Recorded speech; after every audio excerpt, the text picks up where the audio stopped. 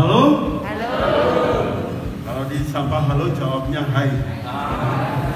Halo? Hai. Hai hai. Halo halo. Semangat pagi.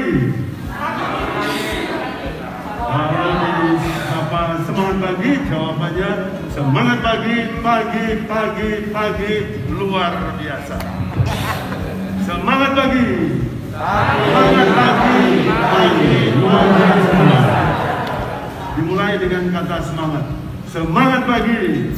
Semangat pagi luar biasa. Apa kabar? Jawabannya luar biasa. Senang, seger, sehat. Apa kabar? Luar biasa. Senang, seger, sehat. Paroki Santa Maria Kargasuro. Lalu jawabannya satu hati, satu cinta, luar biasa kece.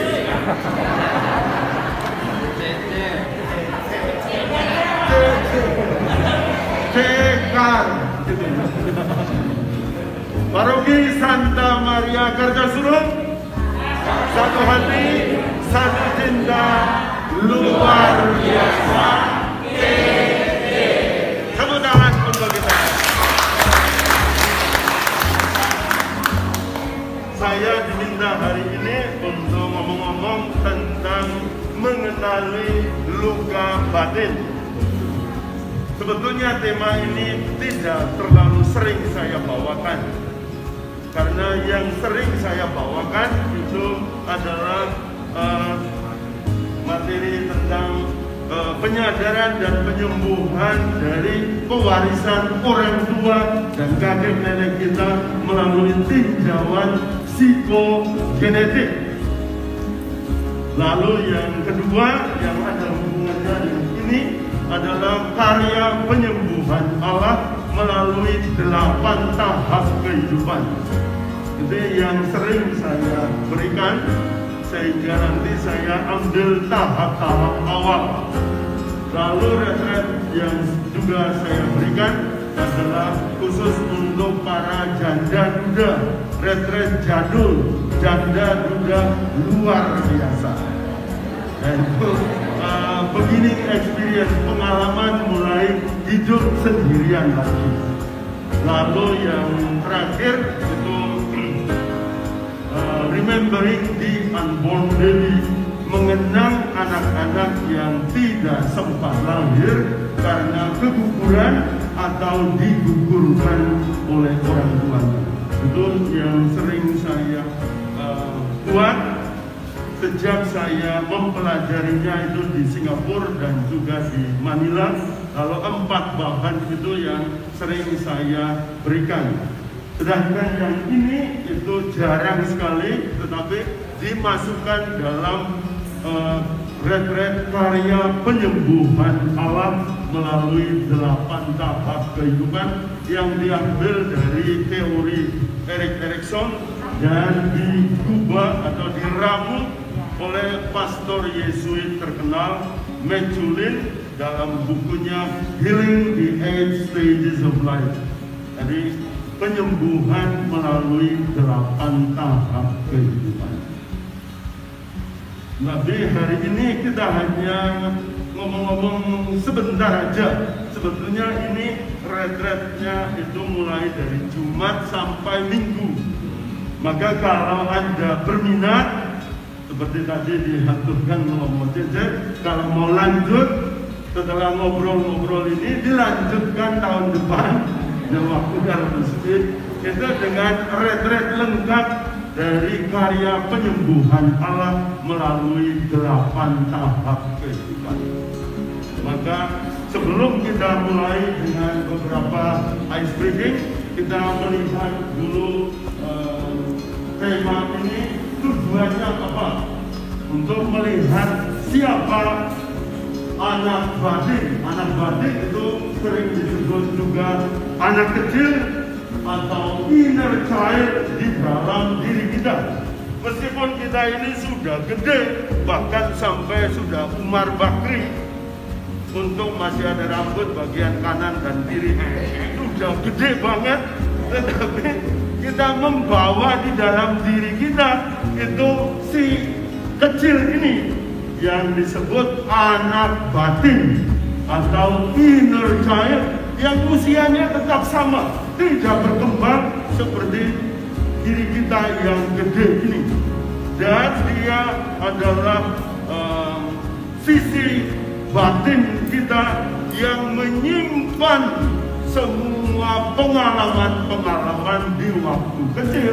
Entah itu pengalaman yang menyenangkan, saya dipuji oleh bapak ibu saya, dipuji oleh guru SD saya ketika saya menyanyi dengan sangat belero sedikit, tetapi dipuji, wah malah tambah senang, maka tambah belajar untuk menyanyi lebih bagus lagi. Atau ketika kita itu dipukul oleh orang tua kita, lalu kita menyimpan kejengkelan, kemarahan, kesedihan, sehingga kadang-kadang ketika kita mendidik anak kita juga keluar gaya-gaya seperti buah pahit. Jadi diri kita yang kecil yang menyimpan semua pengalaman-pengalaman di waktu kecil, entah itu pengalaman indah atau pengalaman yang tidak menyenangkan, dan dia tetap sama. Kita yang tetap terus berkembang, menjadi tua, dewasa tua, tetapi si kecil ini tetap bodoh baik.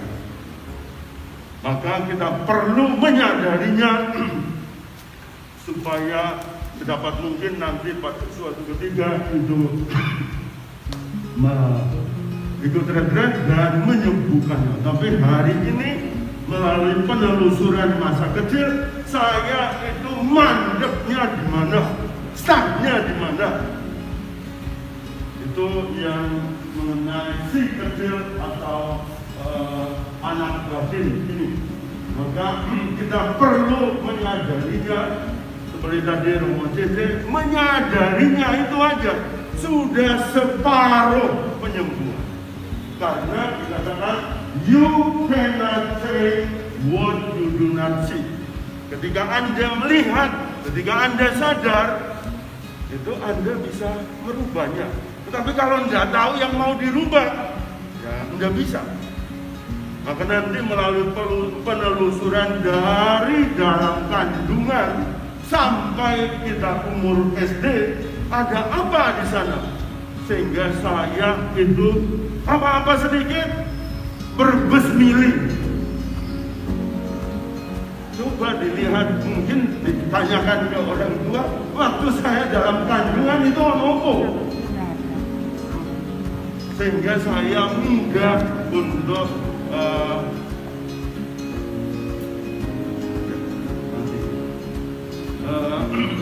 ada apa yang terjadi di sana sehingga saya mudah sekali untuk menangis. Atau seperti di sini saya lihat ada wedok orang perempuan, tapi sebetulnya mungkin jeroan itu lanang. Lalu ada yang lanang, tapi sebenarnya itu wedok. Karena apa yang dipikirkan, diharapkan oleh orang tua, lebih-lebih ibu ketika kita di dalam kandungan, itu akan masuk ke dalam diri kita. Lebih-lebih ada, kalau di sini ada anak nomor 2, nanti kita lihat bahwa ada kemungkinan itu ada yang ketok itu lanang tetapi sebetulnya wedok dan sebaliknya. Maka kita akan melihat supaya setelah menyadari, melihat, lalu kita akan mudah untuk berubah. Karena orang mengatakan, itu apa? Akan untuk ngurusin yang sudah lalu. Kita akan yang penting itu ke depan. Tetapi kalau masa lalu itu tidak diberesin, akan membuat perjalanan ke depan itu juga menjadi berat dan sulit. Maka sepahit apapun masa kecil kita perlu kembali ke sana. Sama seperti saya, ibu saya meninggal waktu saya umur 1 tahun. Lalu dipiara dengan manja luar biasa, dimanjakan oleh nenek saya. Kakak putri nomor 1 meninggal waktu saya umur 6 tahun. Lalu ayah meninggal waktu saya umur 9 tahun. Sehingga masa kecil saya itu juga masa kecil yang amat sangat parah. Dan diasuh, dibesarkan oleh tante-tante dan nenek saya, sehingga itu memberi pengaruh juga kepada saya. Maka hidup ini hanya dapat dipahami dengan melihat ke belakang, tapi harus dijalani dengan melihat ke depan.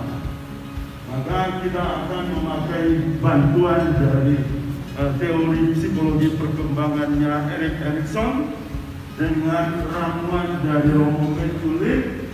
Itu bukunya ini karya penyembuhan alat yang saya pakai untuk retret 8 tahap. Mungkin pernah nonton video ini untuk mendapat gambaran kenapa kita perlu belajar dari masa-masa kecil juga di dalam kandungan.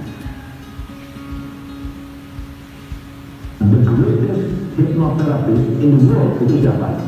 Orang tua, khususnya mama.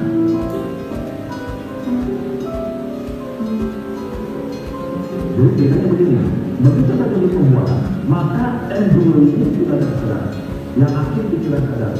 Jadi apapun yang dialami oleh seorang ibu, yang dia pikirkan, yang dia rasakan, yang dia lakukan, yang dilakukan pada ibu ini, pikiran perasaan yang semuanya terekam di database pikiran bawah sadar orang anak.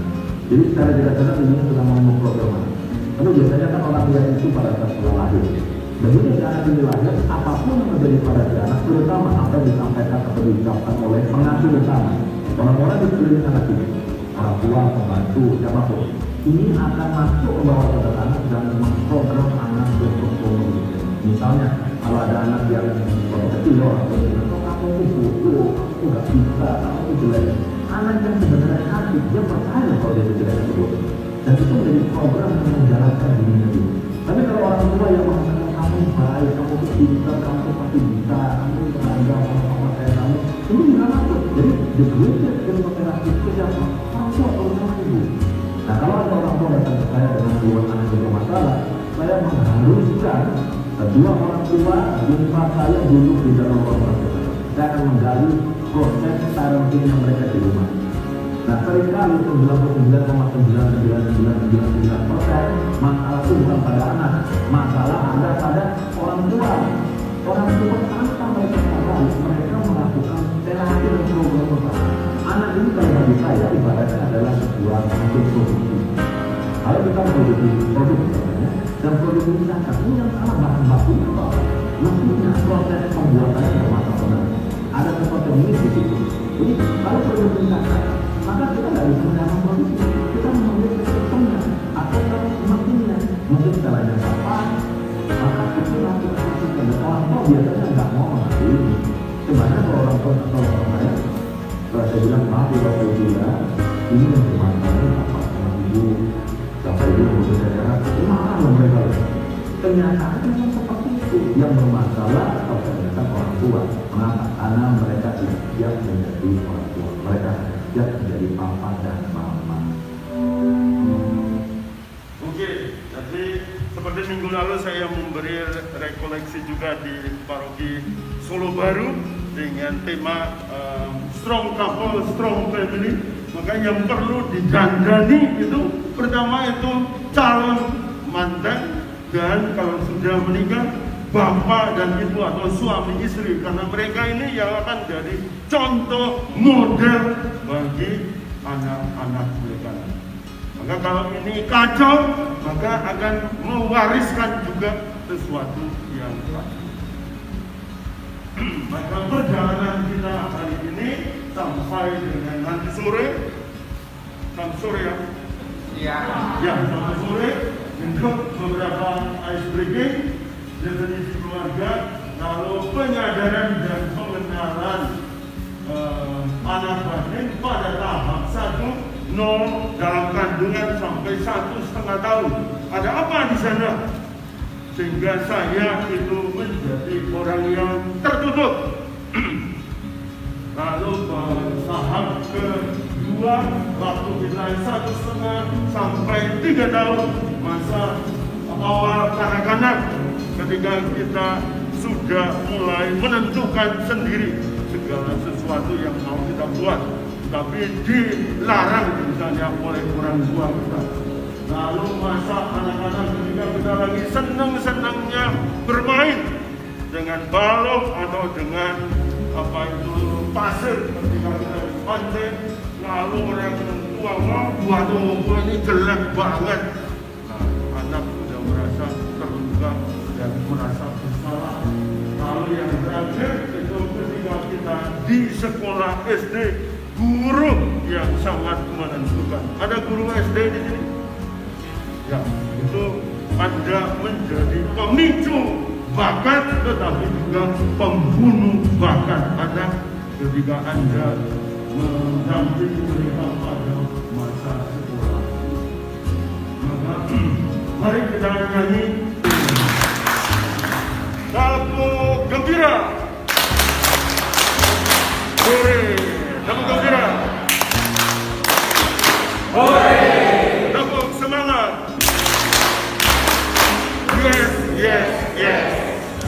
Tabung cinta. Tabung cinta. Aku cinta, blok, blok, blok.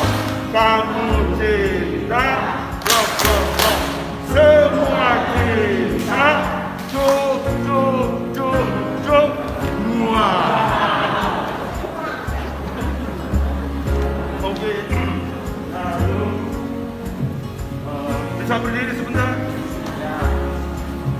Aku datang untuk hadir padu semua. Aku datang untuk hadir padu semua. Aku datang untuk hadir padu semua. Aku datang untuk hadir padu semua. Aku datang untuk hadir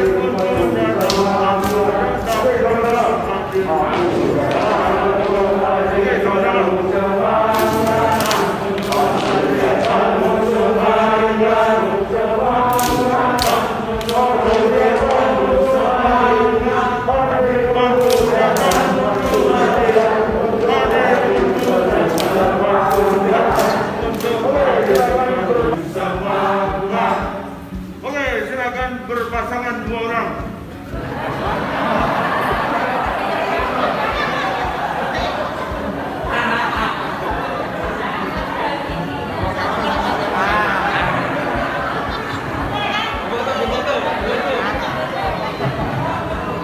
Dua orang berhadapan. Lalu permainannya tangan kiri di belakang. Tangan kiri di belakang. Telapak tangan kanan saling berjejer. Tidak lempar tapi berdekatan telapak tangannya. Oke? Lalu kiri. Silakan memilih di antara Anda berdua siapa hitam, siapa hijau. Pilih di antara Anda berdua siapa hitam, siapa hijau.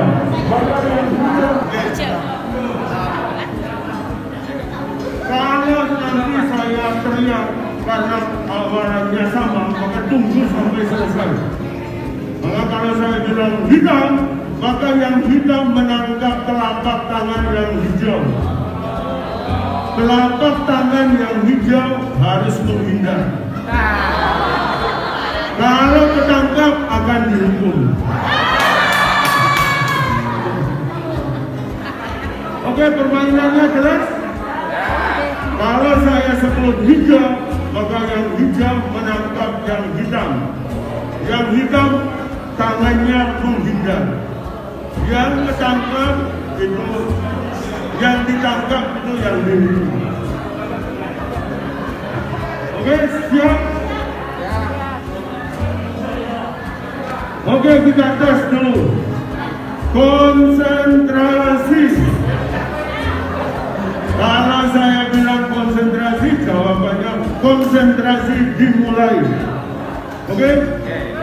Konsentrasi. Konsentrasi dimulai. Hitam.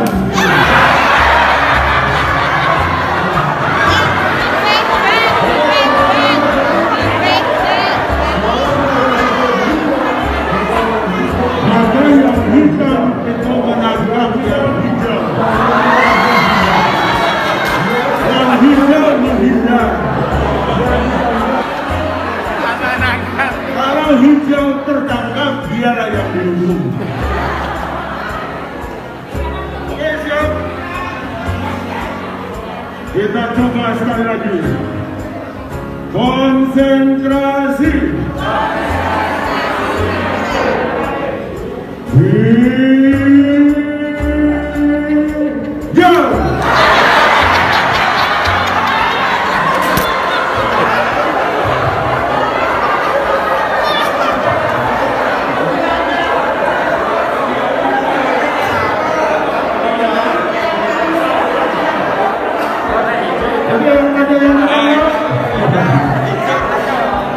Oke, silakan duduk. Untuk pemanasan.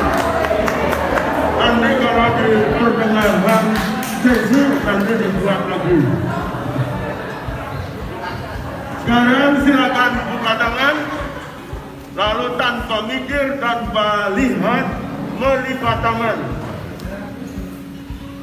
Buka tangan, lalu tanpa lihat, otomatis melipat tangan. Silakan. Kalau sudah nyaman, lalu melihat lengan mana di atas. Bukan ini, tapi ini. Lengan di atas itu lengan kiri atau lengan kanan. Ini. Masing-masing ingat, karena nanti masih ada pertanyaan lagi. Tiap orang ingat lengan mana yang di atas. Ini bukan ini. Dan harus apa itu nyaman. Kalau ini tidak nyaman, maka kalau nyaman, kalau ini kiri di atas. Lalu sekarang tidak bisa dirubah, ngatuk tangan. Lalu lihat jempol mana di atas.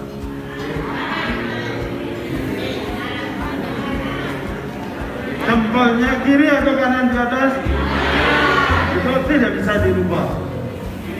Oke, semua masih ingat lengannya yang di atas? Jangan jempolnya yang di atas? Sudah. Siapa yang lengannya kanan di atas dan jempolnya kanan di atas? Silakan angkat tangan. Ya. Lengannya kanan dan jempolnya kanan di atas. Dua-duanya kanan. Angkat tinggi. Nah, inilah orang-orang yang dalam hidup sehari-hari lebih banyak menggunakan otak kiri.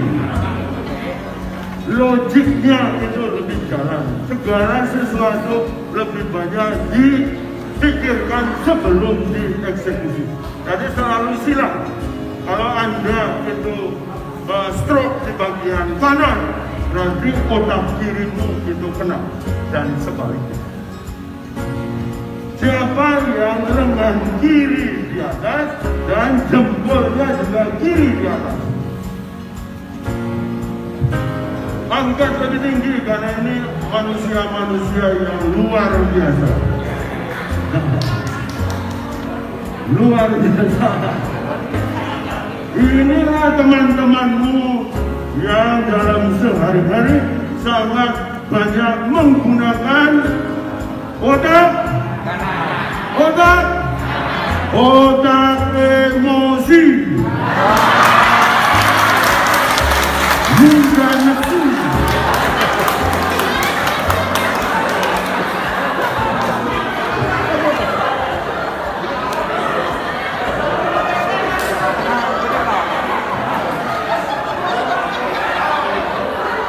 Mudah bertingkah nekat ora sabaran.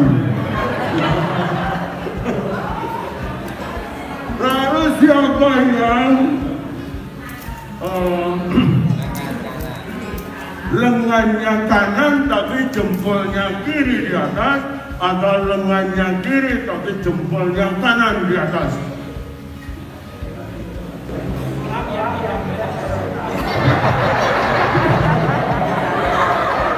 Perhatikan baik-baik mereka yang angkat tangan ini.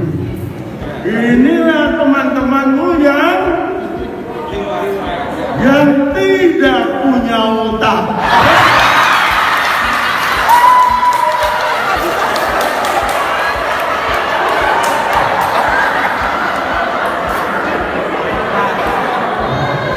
Enggak, hanya gagal. Orang-orang ini bisa kiri, bisa kanan, tetapi yang lebih mempengaruhi adalah letak lengan. Maka kalau letak lengannya di atas itu kiri, jempolnya kanan, maka dominannya itu perasaan. Tapi tetap letak di yang menentukan itu di lengan. Maka kalau ada pasangan muda di sini yang masih mau beranak lagi, kalau bisa itu latih anak-anak muda dari kecil nulis dengan tangan kiri, tangan kanan, supaya otak kiri kanannya itu seimbang. Kita yang banyak menggunakan tangan kanan, logik kita itu lebih kuat. Sedangkan yang banyak nulis dengan tangan kiri, yang tidak, pasti emosinya itu dulu. Maka itu yang cenderung mempengaruhi sifat kita dari letak lengan atau jempol ini. Sebagai penyadaran pertama, ketika orang konsultasi seringkali saya suruh mulai dari ini, lalu nanti urutan keberapa, kalau Anda itu dominan mewarisi simbolmu atau simbahmu. Lalu di waktu dalam kandungan, di waktu kecil, ada pengalaman-pengalaman apa? Itu akan berdapat gambaran yang utuh tentang seseorang.